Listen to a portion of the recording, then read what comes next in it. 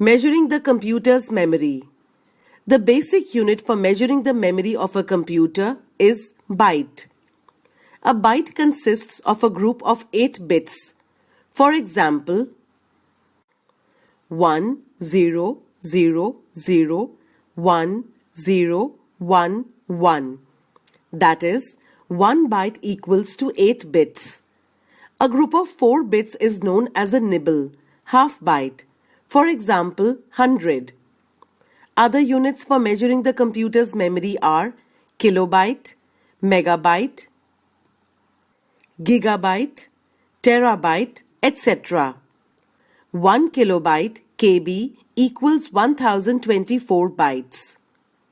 1 gigabyte GB equals 1 kilobyte KB equals 1024 bytes.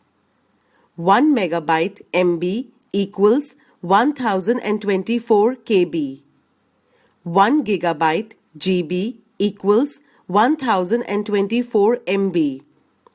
1 terabyte TB equals 1024 GB. 1 petabyte PB equals 1024 TB. 1 exabyte EB equals 1024 PB.